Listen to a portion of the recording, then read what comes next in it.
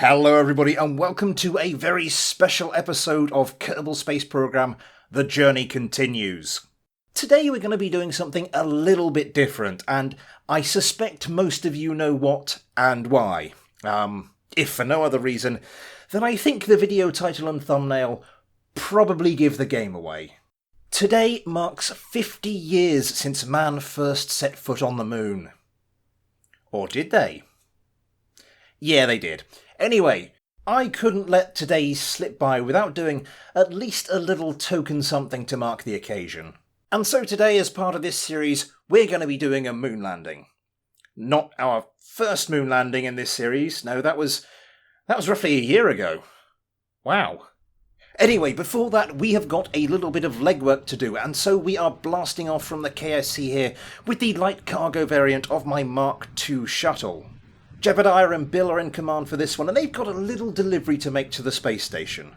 And, well, this is all because I've worked out a way to make a moon landing fit in perfectly with this series at this point, so I'm a little bit proud of myself. Not for this mission. Not for this mission. For reasons that will become abundantly clear very shortly. Just before we get to that point, though, this mission is to solve a small but long-term problem we've been having with the space station, and more specifically, with the science lab. You see, the science lab is a very useful thing. You give it science experiments, and over a long period of time, it will give you back about 5 times as much science as you feed it, and we've had this running pretty much continuously for 3 years of game time by now. Now, the science lab works best when it's full or nearly full of data, but that's not what we've been doing in the past. In the past, we've just waited until the science gets quite low and then flown off on a mission, grabbed some science, brought it back to the space station and chucked it into the lab, and that's not always been a convenient time for us. So I thought what we need to do is start storing experiments on the space station and then transferring them across to the science lab as and when it's needed. Now, we can already do this. We've got the cupola on the space station. The cupola is a command module. You can use a command module to store experiments, but I decided there was something about the aesthetic of that I didn't like, and a better solution would be to take up a dedicated experiment storage container and attach that to the science lab using Kerbal Attachment System. Now, the experiment storage module is not something that will fit inside either a Kerbal Attachment System container or a Kerbal's inventory. All you can do is detach it from one surface and attach it to another one within a Kerbal's reach. And this is what leads us into the fun and games we're about to witness as our shuttle arrives at the space station. So our first job is to bring the experiment storage container, which is in the cargo bay of this shuttle, as close as possible to the attachment site. So we bring the shuttle in nice and close, and then we open the cargo bay, but we're not mindful of our surroundings, and our cargo bay doors just clip the tip of that command module, which will later form part of our second interplanetary vehicle, and I have to get the thing under control very quickly before we smash into the space station solar panels.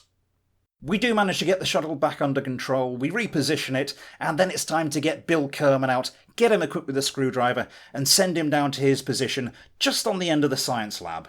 Now, we can't manoeuvre this shuttle close enough to do a direct transfer from its cargo bay down to our desired attachment point. We've had enough trouble getting too close already. So I've put the container on the end of a robotic arm, so we swing that down, swinging it like the sledgehammer to crack a nut that this entire mission has been.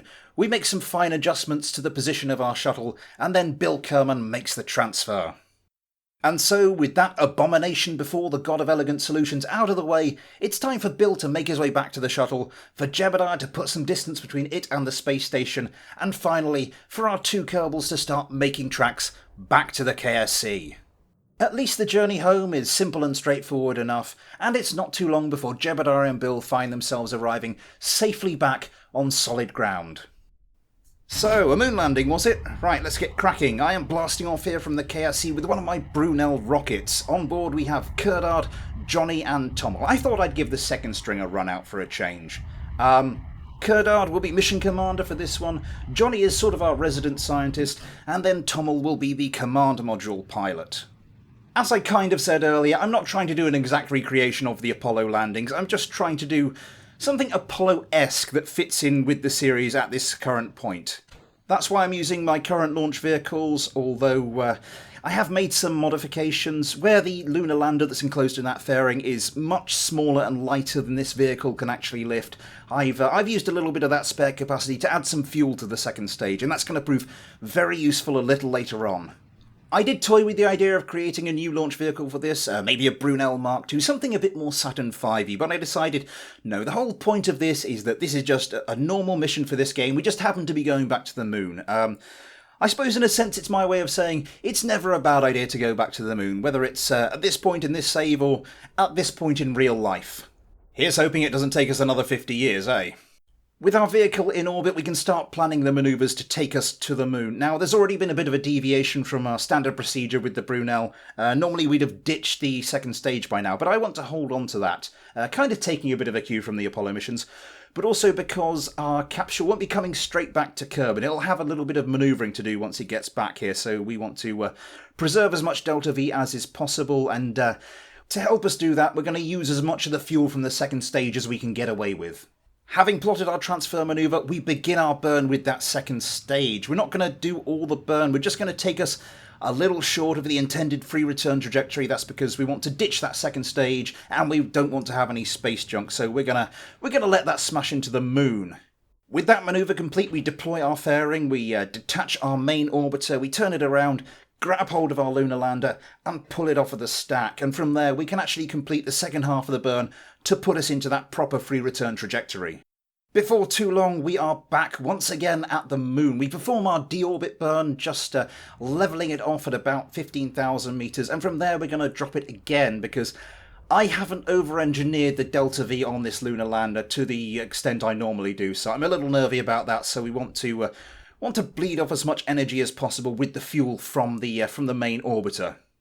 We drop it down to about 10,000 metres. I decide that's about right, and then it's time for Kerdard and Johnny to make their way across into the lander, for our vehicles to separate, and for Kerdard and Johnny to say farewell to Tommel, just for the time being.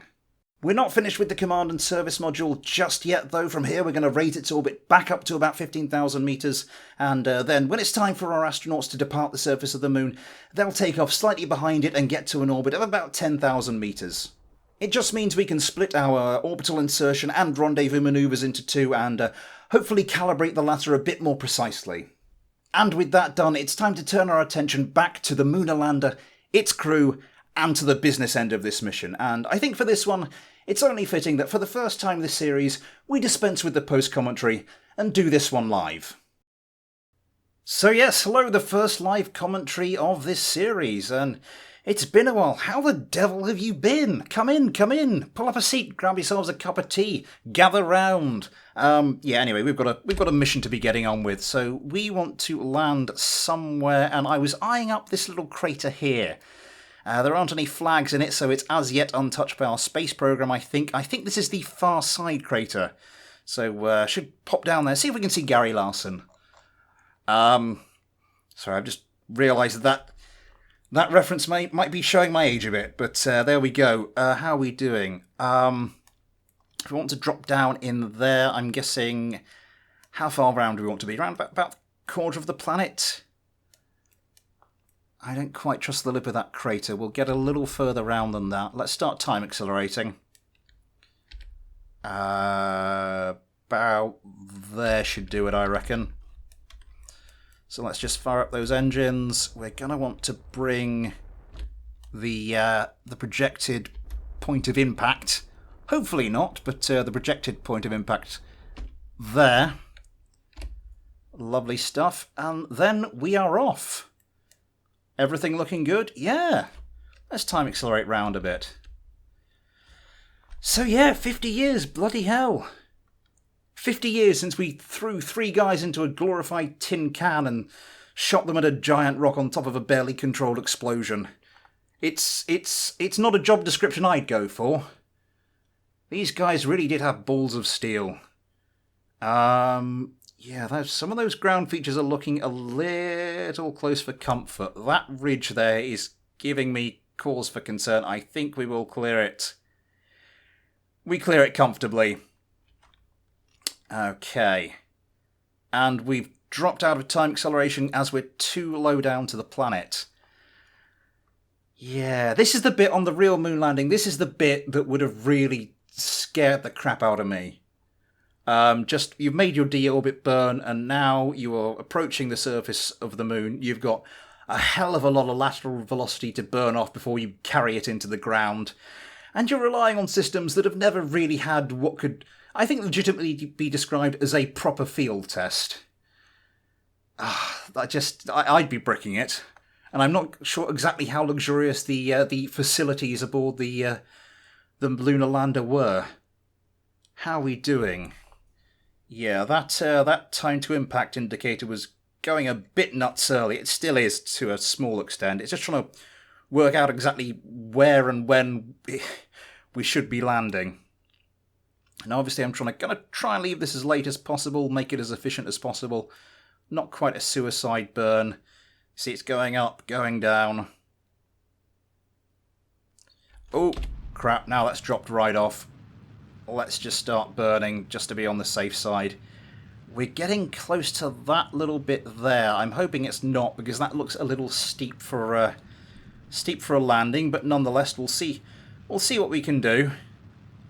Let's deploy our landing legs. Now the estimated burn is a little bit behind, but it's just caught up, as I suspected it would. And yeah, we're gonna have to notch down the throttle shortly. Let's just notch that down right now.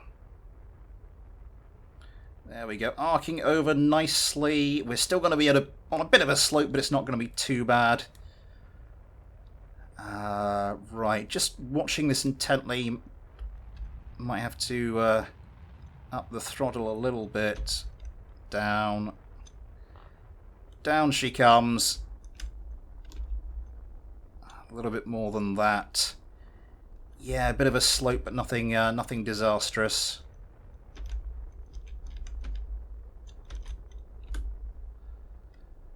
Gently does it. Gently does it. There we go. Bit of a bounce. And we settle. Stability assist. It's holding us where we are. And we have landed. Let's get our little service bay open. Let's get our ladder extended. And I suppose we should get Kerbal out for her. I think it's her first trip down to the surface of the moon. I haven't actually gone and double-checked. Let's imagine it is anyway. A big moment for Kerbal. I mean, we've already done this, of course, but you know, it's Kerbal's first try. I mean, without meaning to get too far into the territory of participation trophies and all that. Go for a bounce, Kerbal. Why not? Lovely stuff. Try not to kill yourself. Oh, good. So let's get the stuff we need to from here. EVA report. Good stuff. Surface sample. Lovely. And then, of course, we want to plant a flag. And my theme for the moon landing flags, I just put the because it is the far side crater indeed. I just put this just to means we can use the flags as a navigational aid as well as anything else. And I believe my theme for the moon landings, I did have to go back and double check that, was congratulations in a variety of languages. So in case any Finnish viewers are watching, may I just say, onnittelut. I think that's how you pronounce it. I have no idea really. That will do for that. So let's get back to... No, not back to the flag. Back to the lander. We're going to want a crew report. And then, whilst our scientist Johnny is aboard, we will go and grab all the other bits. So the materials bay. We have got 2 mystery goo containers here. Lovely stuff. Log the seismic data on the accelerometer. Negative gravioli detector. And then we've just got 2 more to do. The barometer. Not much work for a barometer out in on the moon, it has to be said. Log the temperature. And that is us done. Lovely stuff. I think I will just give our Kerbals a little bit longer to play about on the surface. Let's see if Kerbal can land this one a little better. And she can. And then, of course, we should get the man himself, Johnny Kerman, out for his own little jaunt down to the lunar surface. That's one small step for a Kerbal, and about the 4th or 5th time I've done that line on this playthrough. Can he? Yeah, lands it perfectly. Anyway, it's time for us to clamber back aboard our little lander, get back into orbit, rendezvous with the command module, and make our way back to the space station. But for that, we return to the post-commentary. With their mission complete, it's time for our Kerbals to get back aboard the lunar lander, perform some last-minute checks, and then depart the lunar surface, making their way up into orbit where they can start planning their rendezvous with Tommel Kerman, our Michael Collins analogue for today. On the subject of Michael Collins, it's quite interesting because the Apollo Command Module pilots were more isolated from any human being than any human being has ever been in the history of mankind. I've heard it said that because of the exact orbital profiles of the individual missions that Michael Collins actually holds the record for that above all the others, but I did a little bit of digging, and from what I can find out, it appears that that dubious honour actually belongs to Al Worden, the Command Module pilot on Apollo 15. So yeah, that must have been food for thought whilst he was up there. With our Kerbals reunited once again, it's time for us to start making plans to make our way home. We perform our initial transfer burn to Kerbin, and similarly to the transfer burn that took us to the moon, we're actually going to put ourselves on a collision course with Kerbin. Now it's time for our resident scientist Johnny Kerman to leap into action. He needs to EVA over to the lunar lander, grab all the science data from its service bay, and deposit it back in the command module. With that valuable science safely on board, it's time for us to say farewell to our trusty lunar lander.